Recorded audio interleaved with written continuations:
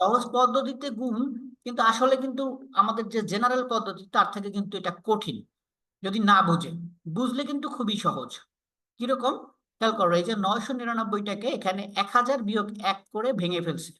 এই যে পরের লাইনটা এভাবে করবে তোমরা, সমান সমান দিয়ে, এটা নিচেও করতে পারো, এটা বইতে সামনাসামনি করা আছে, তোমরা নিচে করবে, সমস্যা নেই। পরের লাইনটা, তো এটা ভাঙাটাই হচ্ছে তোমাদের কাছে ডিফিকাল্ট। আমরা কয়েকটা অঙ্কে দেখবো যে কিভাবে ভাঙে। তো নয়শো বুঝতে নিরানব্বই পারবে। 1000 - 1 যদি ভাঙি আমরা, সেক্ষেত্রে কিন্তু 999 হয়।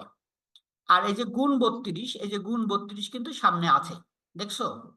এখন এর পরের লাইনটা কি হবে?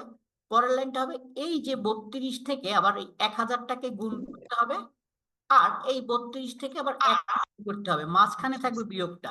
1000-এর সাথে 32, যেটা হলো এই পরের লাইনে চলে আসবে, এখানে 1000-এর সাথে 32 গুণ, আর এখানে 1-এর সাথে এই বিয়োগটা মাঝখানে থাকবে, 1-এর সাথে 32 গুণ। তাহলে যেটা হবে, অঙ্কটা খুবই সিম্পল হয়ে যাবে, তোমার আর গুণটা করতে হবে না ম্যানুয়ালি। কারণ আমরা শূন্যের গুণটা এর আগের ক্লাসে দেখেছিলাম, 32 অক্ষে 32। আমরা যদি এখানে শূন্যের গুণটা ব্যবহার করে 32 তার সাথে 3টা শূন্য, অর্থাৎ 32,000, আর এখানে 1 গুণ 32, সেটা হবে 32। তাহলে এখন তুমি এই 32,000 থেকে 32 বিয়োগ করবে, এখানে যেটা নামবে সেটা হচ্ছে উত্তর এই অঙ্কটার।